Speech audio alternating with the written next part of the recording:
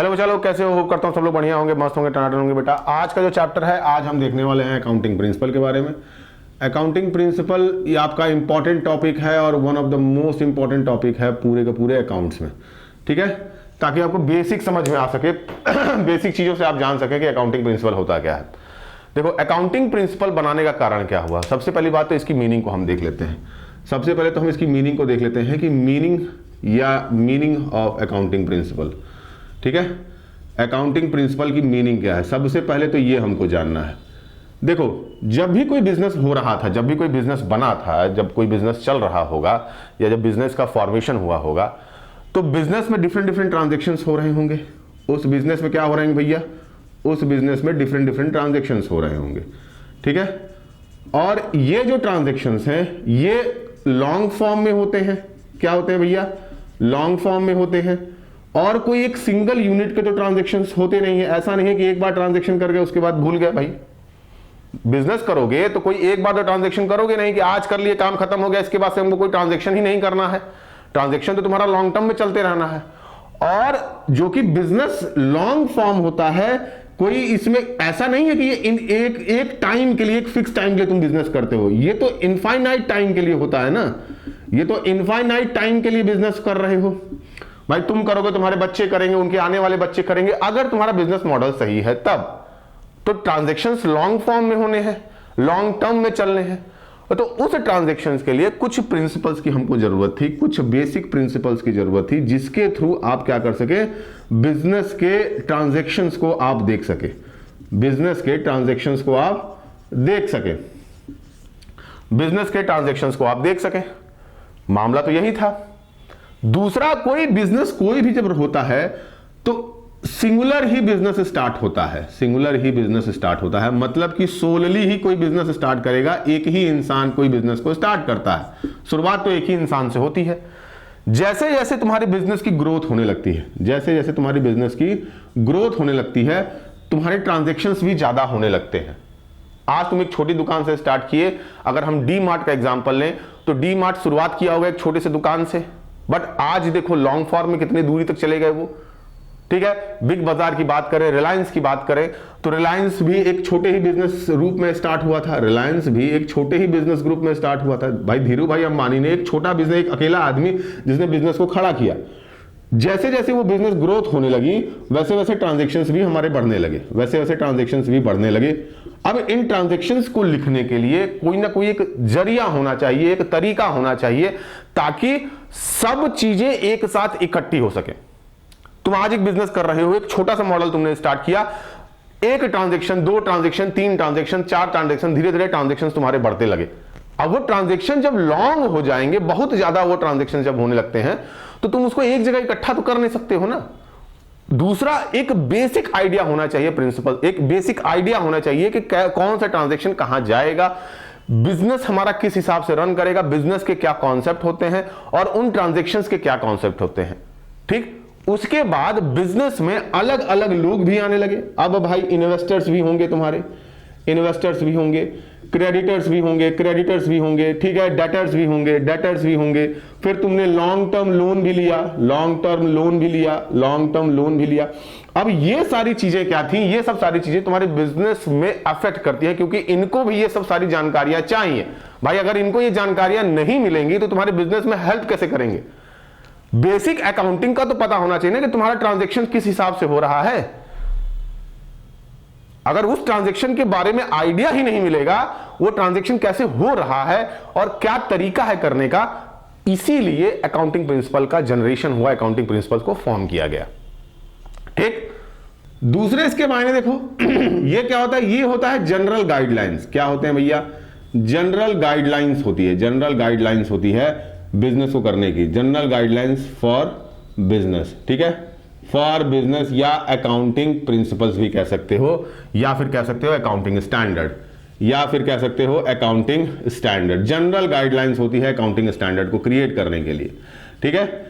इसी के बाद इन्हीं चीजों को फॉर्म करने के लिए एक फॉर्म आता है जिसको हम कहते हैं गैप, जिसको हम क्या कहते हैं, गैप कहते हैं। अब गैप का मतलब क्या हो गया भैया? गैप का मतलब हो गया general accepted accounting principle, general accepted accepted accounting principle all over the world एक जनरल प्रिंसिपल होता है जो सबके द्वारा एक्सेप्ट किया जाता है। कहने का मतलब क्या हो गया, आज तुम इंडिया में कोई बिजनेस कर रहे हो, आज तुम कोई इंडिया में कोई बिजनेस कर रहे हो, कल हो सकता है तुमको किसी दूसरे वर्ल्ड के कोने में जाना हो। भाई आज तुम इंडिया में कर रहे हो, कल तुमको कनाडा में करना हो, परसों तुमको यूएसए में ट्रांजैक्शंस करने हो, तब क्या होगा। तो एक जनरल गाइडलाइंस हमको चाहिए, इसीलिए गैप का फॉर्मेशन हुआ जिनमें जनरल एक्सेप्टेड अकाउंटिंग प्रिंसिपल्स को तैयार किया गया, जिसमें चीजों को यह बताया गया कि all over the world same principle ही एक्सेप्ट किए जाएंगे, चाहे दुनिया के किसी कोने में कोई ट्रांजैक्शन हो रहा हो। ठीक है, इसलिए अकाउंटिंग प्रिंसिपल का फॉर्मेशन हुआ और इसीलिए अकाउंटिंग प्रिंसिपल को बनाया गया। दूसरी तरफ कैसे ये एक्सेप्ट किए जाएंगे, कैसे ये फॉर्म होंगे, सबसे बड़ी बात ये होगी कि इनका फॉर्मेशन कैसे होगा, इन गाइडलाइंस का, इन प्रिंसिपल का फॉर्मेशन कैसे होगा। सबसे बड़ी बात तो ये थी, चलो ठीक है, तुमने ये डिसाइड कर दिया कि भैया हम एक अकाउंटिंग प्रिंसिपल को तैयार करेंगे। अब सबसे बड़ी बात यह है कि इन प्रिंसिपल्स को कैसे एक्सेप्ट करोगे, सबसे बड़ी बात यह है कि कैसे फॉर्म करोगे। तो सबसे पहली बात तो ये तो कॉमन यूज तुमको देखना होगा कि सारी जगह उसका यूजेस क्या है, कॉमन यूजेस क्या है, गवर्नमेंट का क्या रोल है, गवर्नमेंट रोल क्या है, ठीक, गवर्नमेंट का रोल क्या है, उसके बाद से इनकी रेगुलेटरी बॉडीज क्या कहती हैं। भाई गवर्नमेंट की रेगुलेटरी बॉडीज होंगी ना, वो बताएंगी ना कि कैसे आपको कौन से अकाउंटिंग स्टैंडर्ड्स को फॉर्म लेना है, कौन से तरीके से आप अपने बिजनेस को रन कर सकते हैं, कौन सा प्रिंसिपल आपकी कंट्री में बेनिफिशियल है। ठीक, दूसरी तरफ ये भी देख रहे थे ये कि general statement of the individual क्या है, general statement of a individual क्या है, general statement of a individual क्या है, स्टेटमेंट ऑफ अ इंडिविजुअल हो गया, उसके बाद से पास्ट एक्सपीरियंस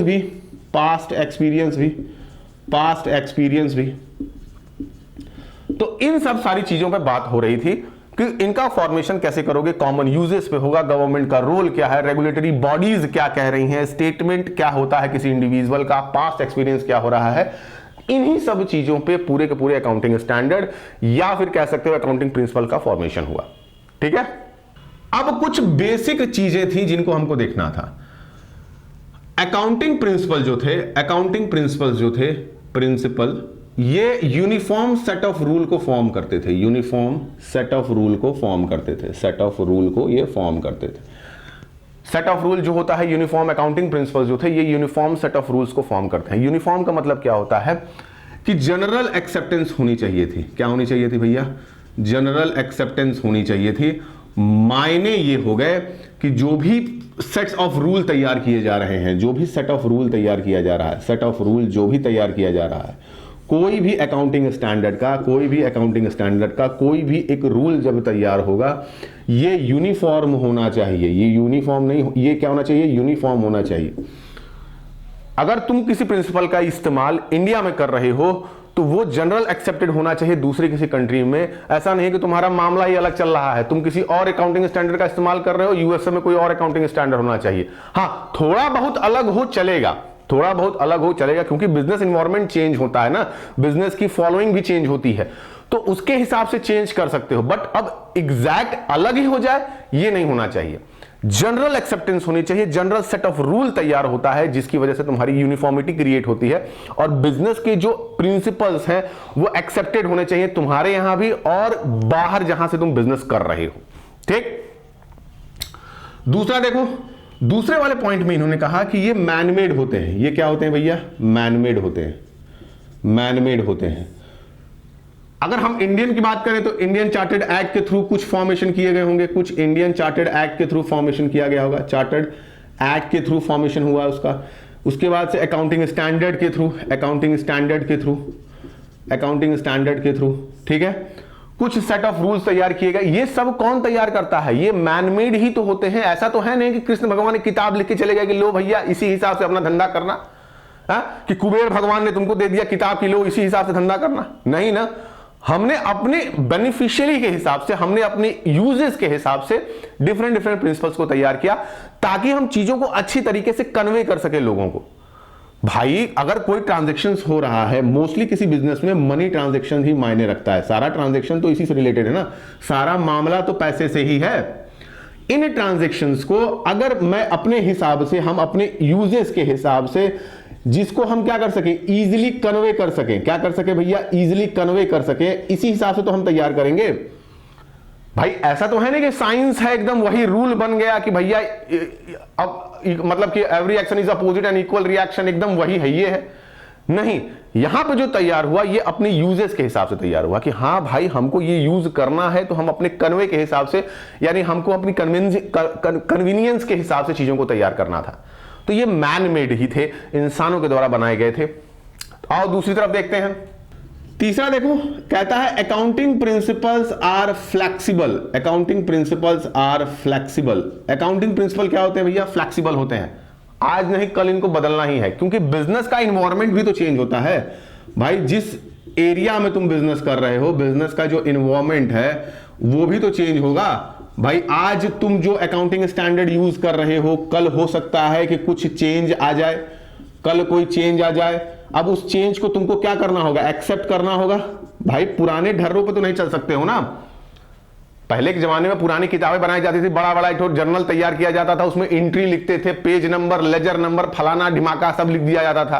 आजकल तो सब कुछ कंप्यूटराइज हो गया है, सब कुछ कंप्यूटर कर रहा है। तो बेसिक यही है कि आपको फ्लेक्सिबल होना पड़ता है अपने प्रिंसिपल्स के हिसाब से, क्योंकि business environment through the time धीरे धीरे चेंज होता जा रहा है, उनकी ट्रांजैक्शनल वैल्यू चेंज होती जा रही है। पहले के जमाने में सिर्फ मनी ही ट्रांजैक्शन करता था भाई, पैसे का ही ट्रांजैक्शन होता है। अब तो क्रिप्टो करेंसी भी आ गई, क्रिप्टो आ गया, अलग अलग ट्रांजैक्शन फॉलो अप हो गए। अब तुम्हारी पेपर मनी का इस्तेमाल होने लगा, लेस पेपर मनी का, डिजिटल पेमेंट का इस्तेमाल होने लगा, डिजिटल पेमेंट्स का इस्तेमाल होने लगा। ठीक, तो ये सारे फैक्टर्स भी तुम्हारे बिजनेस को इंपैक्ट करते हैं। इन सारे चेंजेस के हिसाब से तुमको अपने अकाउंटिंग स्टैंडर्ड्स को भी बदलना होता है, अकाउंटिंग प्रिंसिपल्स के हिसाब से। बेसिक प्रिंसिपलिटी तो रहेगी आपकी, ऐसा नहीं है कि उस प्रिंसिपल को ही चेंज कर दो। अगर एक कोई प्रिंसिपल तैयार कर दिया गया है बेसिक नेसेसिटी के हिसाब से, बिजनेस के through out the past experience के हिसाब से, तो वो तो रहेगा ही रहेगा। बट बिजनेस के स्टैंडर्ड्स जो होंगे, जो तुम्हारा अकाउंटिंग स्टैंडर्ड होगा, जो अकाउंटिंग इक्वेशंस होंगे, वो भी तुम्हारे बेसिक ही रहते हैं। बट बिजनेस करने का तरीका भी तो चेंज होता है, तो प्रिंसिपल की फ्लेक्सिबिलिटी भी होनी बहुत जरूरी है। बिजनेस अगर चल रहा है, जो पहले तरीके के बिजनेस हुआ करते थे या पहले जमाने में जो बिजनेस हुआ करते थे, अब उनका करने का तरीका ही एकदम अलग हो गया है। पहले चेंजेस बहुत ज्यादा हुआ करते थे, बिजनेसेस में पहले चेंजेस बहुत ज्यादा हुआ करते थे। अब उनके हिसाब से चेंजेस को बहुत मिनिमाइज किया गया, ट्रांजैक्शंस को बहुत कम किया गया, ताकि आपको बहुत ज्यादा डेटा इकट्ठा ना करना रहे। ठीक, बेसिक डेटा तो इकट्ठा करता है ये बिजनेस, ऐसा नहीं है कि बिजनेस एक्सेप्ट नहीं करेगा, बट बेसिक प्रिंसिपलिटी आप बदल नहीं सकते हैं। हाँ, बिजनेस चेंज हो रहा है, उसके हिसाब से आप प्रिंसिपल्स को चेंज कर सकते हैं। ठीक है बेटा, तो यहां पे ये होता है टॉपिक कंप्लीट। अगले टॉपिक पे चलते हैं।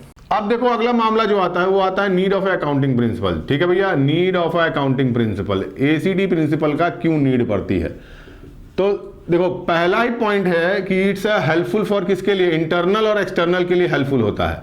ठीक है, इंटरनल एंड एक्सटर्नल फैक्टर्स पे ये इंप्लीमेंट होता है। एक्सटर्नल फैक्टर्स के लिए क्या होता है, हेल्पफुल होता है या इंप्लीमेंट होता है, इसको यार तुमको ध्यान से देखना होगा। इंटरनल या एक्सटर्नल वाला मामला क्या हो गया कि इंटरनल यानी ओनर के लिए, प्रोपराइटर के लिए इंपॉर्टेंट होगा, ये प्रोपराइटर जो होंगे इनके लिए इंपॉर्टेंट होगा।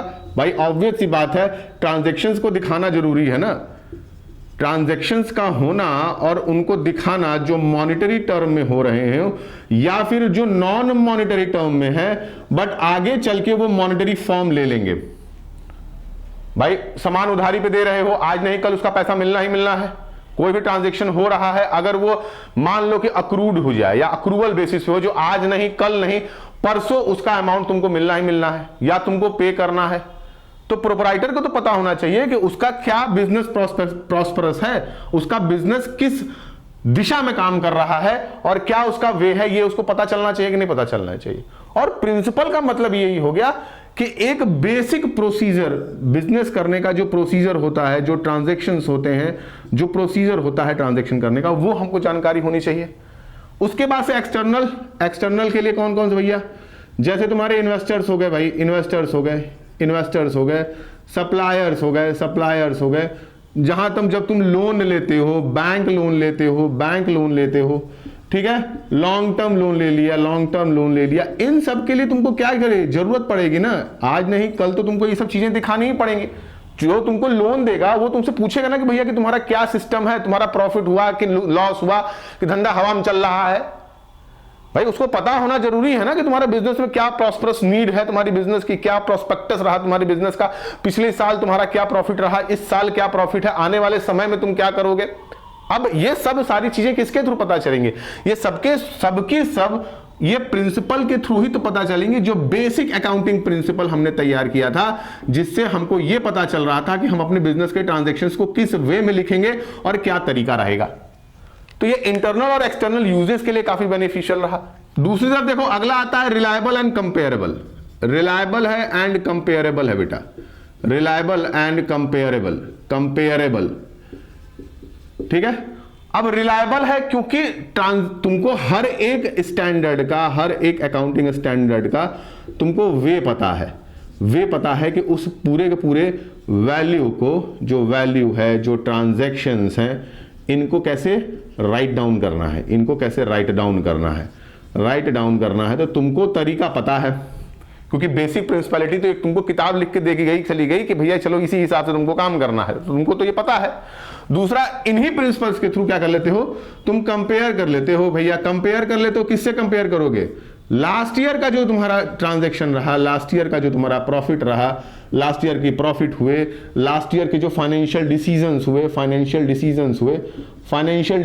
हुए, इन डिसीजंस को तुम क्या कर पाते हो, कंपेयर कर पाते हो पिछले साल से, या आने वाले समय में तुम प्री डिटरमाइन कर पाओगे अपने ट्रांजैक्शंस को, डिटरमाइन कर पाओगे कि हाँ भैया तुम्हारे बिजनेस में क्या तरीके अपने आने हैं जाके तुम्हारा बिजनेस आगे चल सके। इसके बाद तीसरा जो पार्ट आता है, कंपेयर विद अदर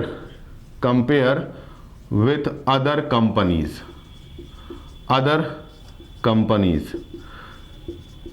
दूसरी कंपनियों से भी तुम कंपेयर कर पाते हो, क्योंकि तुमने एक बेसिक प्रिंसिपलिटी तैयार करके रखी हुई है, बेसिक अकाउंटिंग स्टैंडर्ड का इस्तेमाल कर रहे हो, जो तुम यूज कर रहे हो सकता है कि तुम्हारी जो कॉम्पिटिटिव इंडस्ट्री हो वो भी उसी को यूज कर रही हो। हाँ, थोड़ा बहुत चेंज कर सकता है, बट एक बेसिक आइडिया तो पता होगा कि हाँ भैया कि हमारे पास एसेट है, हाँ हमारे पास एक लायबिलिटी है, हाँ हमारे पास कोई एक डेटर होगा, हमारे पास कोई एक क्रेडिटर होगा।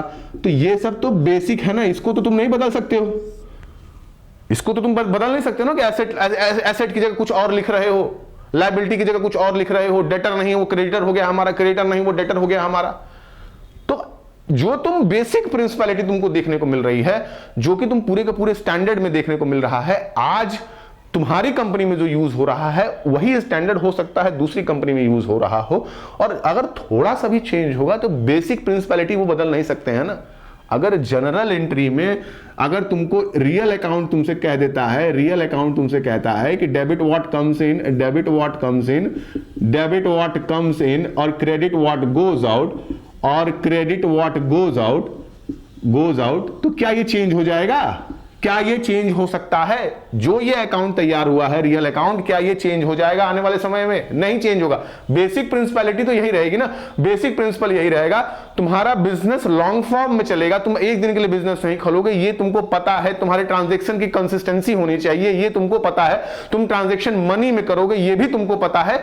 उसके बाद तुम एक्रूअल बेसिस के ट्रांजैक्शंस को भी लोगे, ये भी तुमको पता है। ये सब सारी चीजों को तो तुम बदल नहीं सकते हो। पूरे अकाउंट्स में इन सारी बेसिक प्रिंसिपलिटी को तो तुम बदल नहीं पाओगे, ठीक है। तो ये इसका अगला पॉइंट है। अगले पॉइंट पे चलो।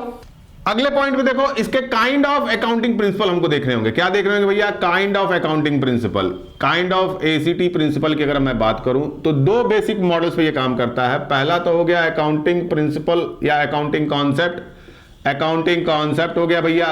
अगर हम दूसरे की बात करें तो दूसरा बात करता है अकाउंटिंग कन्वेंशन। अकाउंटिंग कन्वेंशन, ठीक है। अकाउंटिंग कन्वेंशन हम अगले पार्ट में देखेंगे। अभी तो फिलहाल अकाउंटिंग कॉन्सेप्ट के बारे में इसको देखिए। अकाउंटिंग कॉन्सेप्ट में 11 पार्ट है। इस पार्ट में मैं सिर्फ 7 पार्ट को बताऊंगा। अगर 11 पार्ट बताने लगा तो पूरा जमाना लग जाएगा, ठीक है। तो अकाउंटिंग कॉन्सेप्ट को आप देख लेते हैं। अकाउंटिंग कॉन्सेप्ट को आप देखो पहले, सबसे पहले अकाउंटिंग कॉन्सेप्ट को। अकाउंटिंग कॉन्सेप्ट में अगर मैं देखूं तो अकाउंटिंग कॉन्सेप्ट क्या कहता है? अकाउंटिंग कॉन्सेप्ट कहता है कि ये क्या होना चाहिए कि ये सेम मीनिंग, क्या होना चाहिए भैया? सेम मीनिंग कन्वे करे, सेम मीनिंग कन्वे करे किसको भैया? टू ऑल पीपल्स, मतलब कि सेम कॉन्सेप्ट, जो सेम मीनिंग है, जो तुम अकाउंटिंग प्रिंसिपल का इस्तेमाल कर रहे हो, जो उससे मतलब निकल रहा है, वो सबके लिए सेम हो, किसी के लिए अलग ना हो और किसी और के लिए अलग ना हो। अगर तुम्हारे फाइनेंशियल स्टेटमेंट में प्रॉफिट दिखा रहा है तो वो सिर्फ प्रोपराइटर के लिए ना काम करे, वो उसके जो तुम्हारे जो सेल्स के हैं, जो तुम्हारे परचेज के हैं, मतलब कि जो तुम्हारे क्रेडिटर हो गए, जो तुम्हारे डेटर हो गए, जो तुम्हारे इन्वेस्टर्स हो गए, इन सबके लिए क्या काम करे, सेम काम करे। मीनिंग एकदम एग्जैक्ट वही होनी चाहिए, सेम मीनिंग कन्वे करे, इसके अलावा कोई और मीनिंग कन्वे करने की जरूरत नहीं है। तुम डेटा को इस तरीके से, मतलब ट्रांजैक्शंस को इस तरीके से लिखो और उस प्रिंसिपल के हिसाब से लिखो जो कि सेम मीनिंग प्रोवाइड करे। कुछ भी अलग नहीं होना चाहिए उसमें कि तुम्हारे लिए प्रॉफिट हो गया, सामने वाले को देखने से लॉस लग रहा है, सामने वाले को प्रॉफिट लग रहा है, तुम्हारी वजह से लॉस हो गया। तो ये तुमको नहीं करना है। कहने का मतलब कि सेम मीनिंग होनी चाहिए, यही अकाउंटिंग कॉन्सेप्ट कहता है। ठीक है, अगले पार्ट में कुछ बेसिक अजम्पशंस हैं इसके, जो 11 पॉइंट्स में इनको बताया गया है। आओ देखते हैं। अब बात होती है पहले की, तो पहले क्या आता है भैया, going concern concept. Going concern concept, अब गोइंग कंसर्न कॉन्सेप्ट का मतलब क्या होता है कि तुम्हारा जो बिजनेस है वो लॉन्ग फॉर्म के लिए है ना। शुरुआत से ही सोचो कि कोई भी बिजनेस जो स्टार्ट होता है, कोई भी बिजनेस जब बनता है बेटा, या कोई भी बिजनेस बन रहा है तो ये लॉन्ग टर्म के लिए बन रहा है, लॉन्ग टर्म के लिए बन रहा है। ऐसा तो है नहीं कि भैया कि आज रात चालू किए कल दुकान उकान बंद करके घर चले जाएंगे। भाई बिजनेस आपने खोला है तो ये लॉन्ग टर्म के लिए खोला है ना। भाई धीरू भाई अंबानी ने जब बिजनेस स्टार्ट किया होगा, जब जे.आर.डी. टाटा ने बिजनेस अपना स्टार्ट किया होगा, तो कोई ऐसा थोड़ी ना कि एक दिन के लिए वो बिजनेस स्टार्ट किए होंगे कि नहीं चलो ठीक है आज ही हम बिजनेस करेंगे, अगले दिन हम बंद कर देंगे। भाई आज वो लॉन्ग टर्म चली जा रही है, 100-100 साल कंपनियां चलती आ रही हैं। क्यों चलती आ रही हैं? क्योंकि वो गोइंग कंसर्न कॉन्सेप्ट पे आती हैं। ठीक है, तो यहां पे गोइंग कंसर्न कॉन्सेप्ट में ये बताता है कि जो भी आप एक्सपेंसेस कर रहे हो ऑन द एसेट्स, जो भी तुम्हारे एक्सपेंसेस जो तुम्हारे एसेट्स पे हो रहे हैं, ये लॉन्ग टर्म बेनिफिशियरी को दिखाते हैं। 10 ईयर, 15 ईयर, 40 ईयर, 50 साल, ये सब फॉर्म में रहेंगे। 10 साल का, 15 साल का, 12 साल का, 5 साल का, इस हिसाब से तुम एक्सपेंसेस को बांटते हो। ऐसा नहीं है कि तुम्हारा आज ही धंधा खोले और आज ही धंधे में तुम्हारा एकदम मुनाफा हो जाएगा और तुम्हारे जो एसेट्स लगाए उसका तुरंत तुमको रिटर्न मिल जाएगा। नहीं, उसका रिटर्न तुमको धीरे धीरे मिलता है। तुम मसाला ही बनाते हो, तुम मसाले की फैक्ट्री डालते हो, उसमें जो तुमने इंडस्ट्री बैठाई, उसमें जो तुमने मशीन लगाई, उसका तुमको return through out the time मिलेगा ना, लंबे समय तक मिलता है। इसीलिए जो यहां पे एसेट्स होती हैं, उनकी कॉस्ट जिस समय ली गई होती है, कॉस्ट जब परचेज की जाती है तभी से उनकी कॉस्ट को लिया जाता है और थ्रू आउट द टाइम उन पे डेप्रिसिएशन को चार्ज किया जाता है। थ्रू आउट द टाइम उस पे डेप्रिसिएशन को चार्ज किया जाता है ताकि मार्केट वैल्यू से कोई मतलब नहीं है तुमको। मार्केट में उसकी कितनी भी वैल्यू हो, उससे तुमको कुछ भी कहना नहीं है, क्योंकि मार्केट वैल्यू बदलती रहती है, मार्केट का कोई फैक्टर काम नहीं करता है। बट जिस कॉस्ट पे तुमने उसको एक्वायर किया, मान लो कि मैंने मशीन कोई 10 लाख रुपए की खरीदी हो या 15 लाख की खरीदी हो या 20 लाख की खरीदी हो, ये 10 लाख रुपए की मशीन हमारे बिजनेस में लॉन्ग टर्म में काम करेगी ना, 10 साल में इसका रिटर्न मिलेगा हमको। ऐसा थोड़ी ना कि आज ही 10 लाख की मशीन कमाई, अगले ही दिन हमको 10 लाख का प्रॉफिट हो जाएगा, यार राजा मजा आ गया। तुम्हारा बिजनेस आज खुला, तुमने आज एक कोई फैक्ट्री डाली, आज एक छोटी सी मशीन भी तुम ले रहे हो, उसका return through out the time तुमको मिलेगा। 4 से 5 साल, 6 साल, 7 साल, 8 साल, 12 साल तक, 15 साल तक तुमको रिटर्न मिलेगा। तो वो रिटर्न तुमको एक दिन में तो मिलता नहीं है। इस रिटर्न का जो एक्सपेंस होता है बेटा, थ्रू आउट द टाइम बांटा जाता है। ठीक है, पहले ही दिन तुम चाहोगे कि तुमको एक ही दिन के अंदर तुमको प्रॉफिट हो जाए, तो ये पॉसिबिलिटी नहीं है। इसीलिए बेटा इसको गोइंग कंसर्न कॉन्सेप्ट कहा जाता है। ये मार्केट वैल्यू से यहां पे तुमको कोई मतलब नहीं है, मार्केट वैल्यू बदलती रहती है, तो मार्केट वैल्यू का कोई मायने यहां पे नहीं है। दूसरा जो कॉन्सेप्ट आता है, दूसरा कॉन्सेप्ट कहता है कंसिस्टेंसी कॉन्सेप्ट। कंसिस्टेंसी कॉन्सेप्ट, ठीक है। अब कंसिस्टेंसी कॉन्सेप्ट का मतलब क्या हो गया? कंसिस्टेंसी कॉन्सेप्ट का मतलब ये हो गया कि जो बिजनेस जिस अकाउंटिंग सिस्टम का इस्तेमाल कर रहा है, जिस अकाउंटिंग सिस्टम का इस्तेमाल कर रहा है, ये उसी पे क्या रहे, कंसिस्टेंट रहे। जो प्रिंसिपल्स का इस्तेमाल कर रहा है, जो अकाउंटिंग स्टैंडर्ड्स का इस्तेमाल कर रहा है, इस पे ही वो चलता रहे, इस पे ही वो अपना काम करता रहे, उसको बदले नहीं। बदलने से क्या होता है? देखो, बिजनेस में अगर मैं बोलता हूं कि एक अकाउंटिंग ईयर होता है, कि नहीं होता है? एक साल का फैक्टर होगा मार्च से लेकर अप्रैल तक का, मार्च से लेकर अप्रैल तक का एक फैक्टर होता है। अब इसमें तुमने अकाउंटिंग स्टैंडर्ड 1 का इस्तेमाल किया, इसमें तुमने अकाउंटिंग स्टैंडर्ड 1 का इस्तेमाल किया। एक एग्जाम्पल है, लिटरल मत लीजिएगा। और दूसरे ही साल अगर मैं बात करूं, दूसरे सेशन में मार्च से और अप्रैल के सेशन में तुमने अकाउंटिंग स्टैंडर्ड 2 का इस्तेमाल किया। अब इसका जो ट्रांजैक्शन वैल्यू होगी और जो इसकी ट्रांजैक्शन वैल्यू होंगी दोनों ही चेंज हो जाएंगे।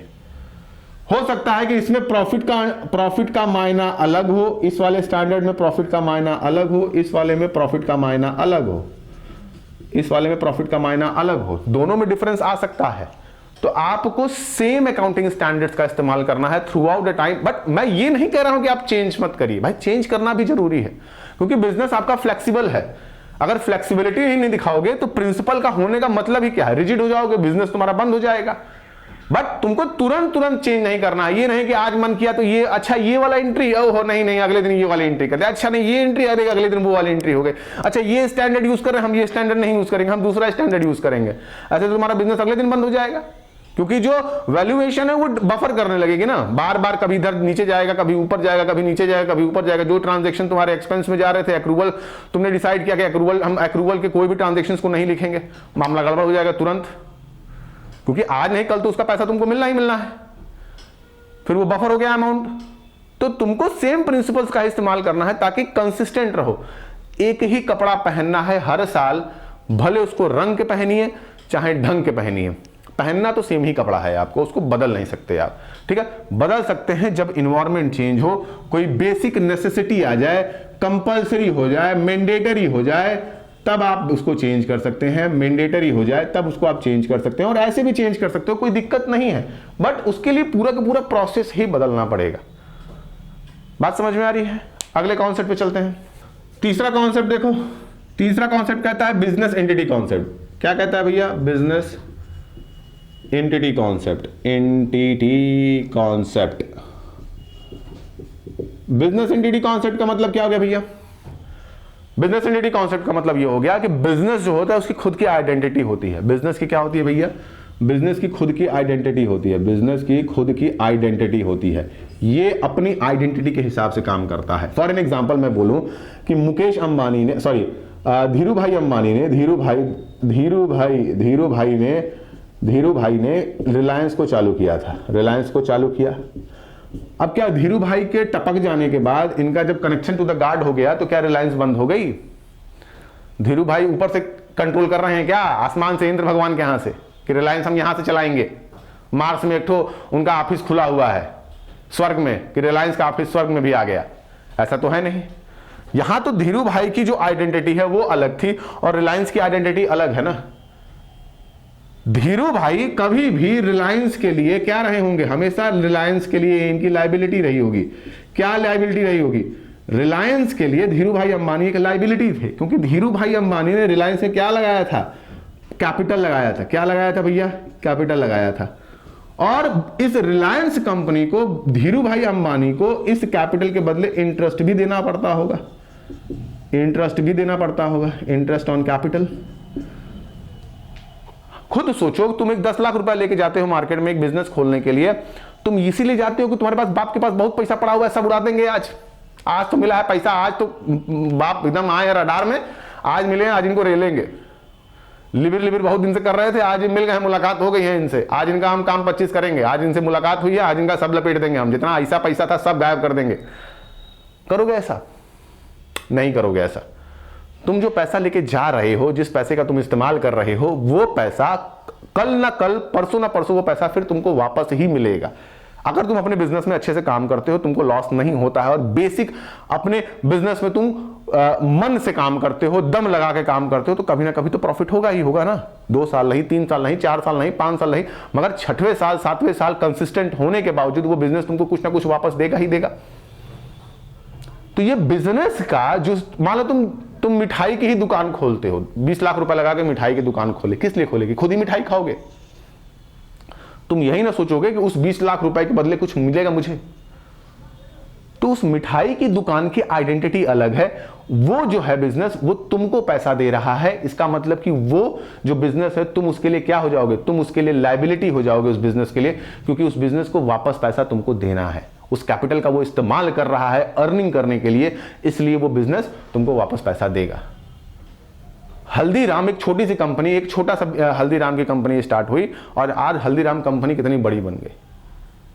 दो भाई मिलके बीकाजी और ये हल्दीराम दोनों ही, देखो ये दोनों ही भाई हैं, भाई हैं, मगर हल्दीराम आज कितनी बड़ी कंपनी बनी। एक नमकीन की फैक्ट्री, एक नमकीन बेचने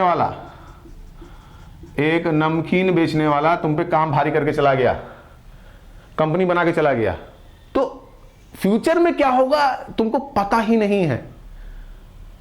तुमने तो एक बिजनेस छोटा सा चालू किया कि चलो ठीक है हम इसको बड़ा करेंगे, एक बड़ी सोच करके बिजनेस स्टार्ट किया, बट धीरे धीरे जब वो बिजनेस बड़ा होने लगता है तब तुम्हारी आइडेंटिटी छोटी हो जाती है।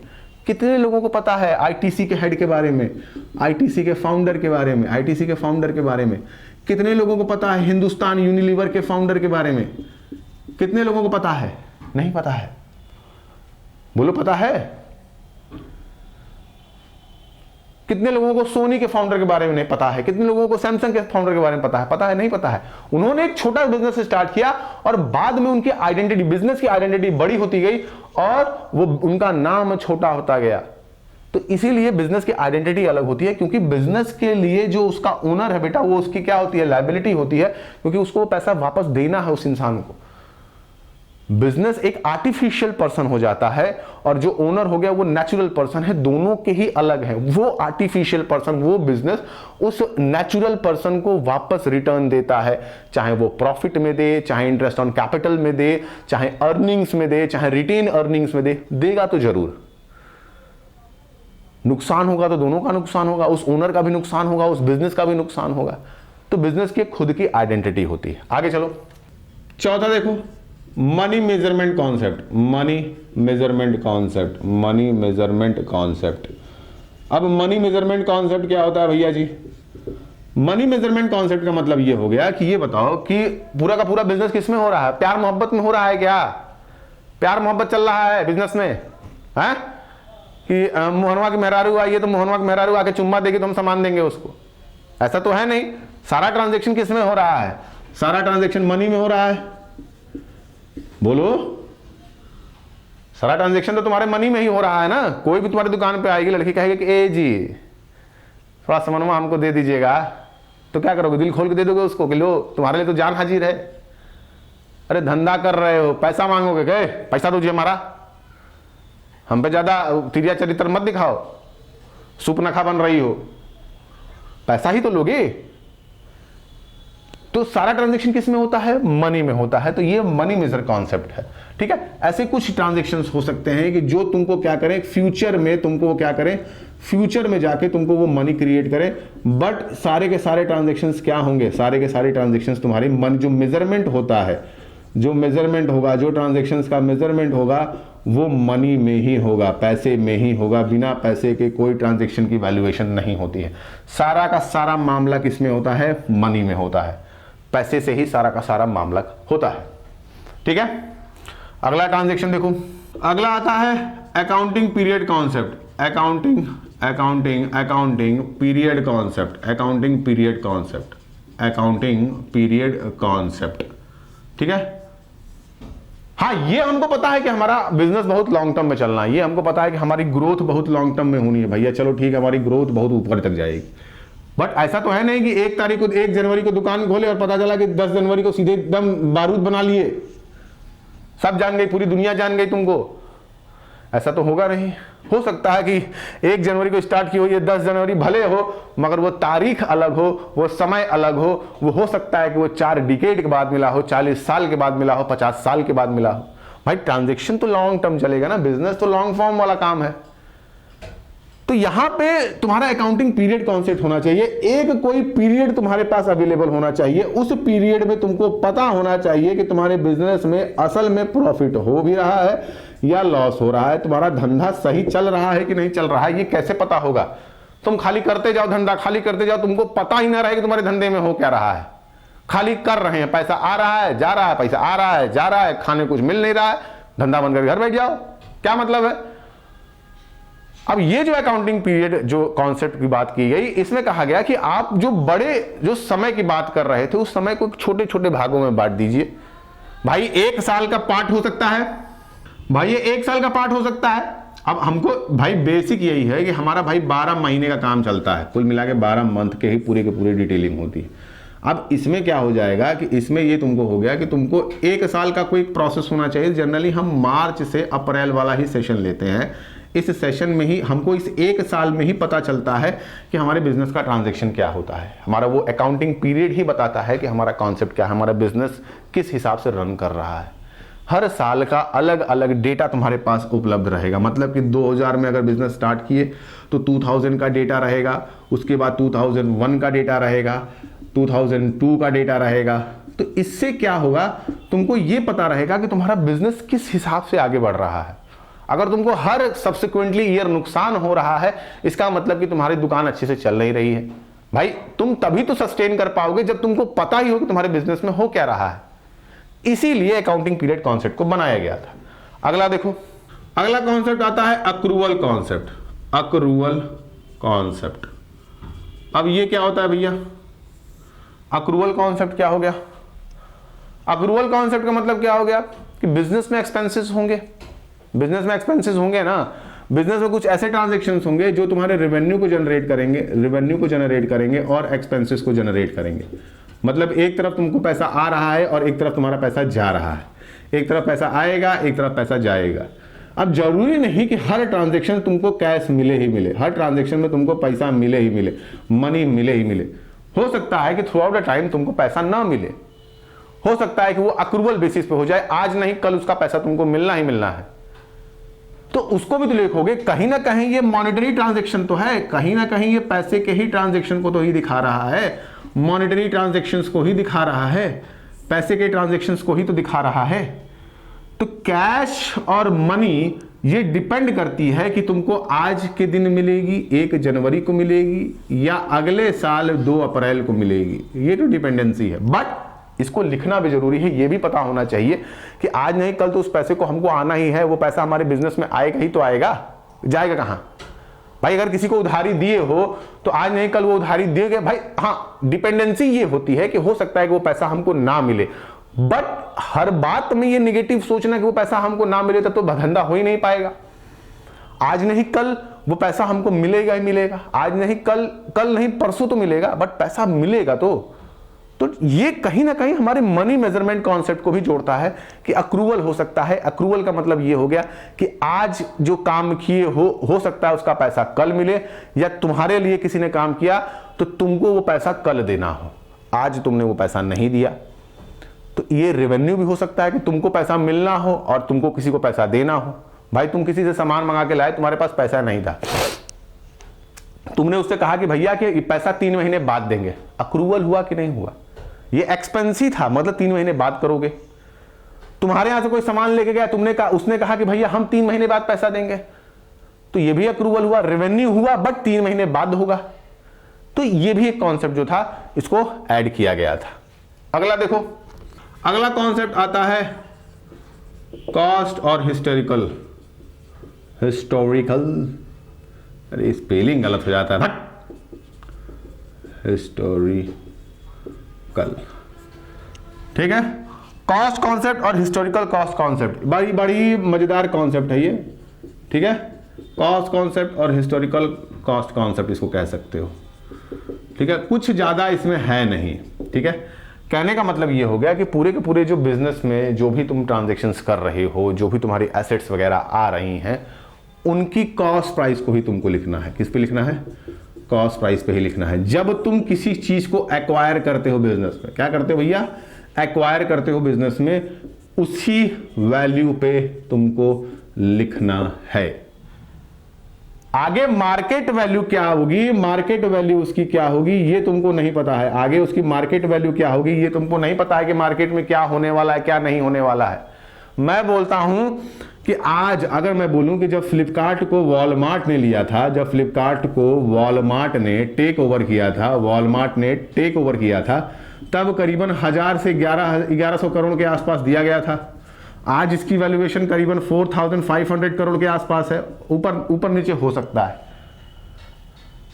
तो उसकी जो एक्वायरिंग अमाउंट था वो 1100 करोड़ था ना, एक्वायरिंग अमाउंट तो 1100 करोड़ ही था।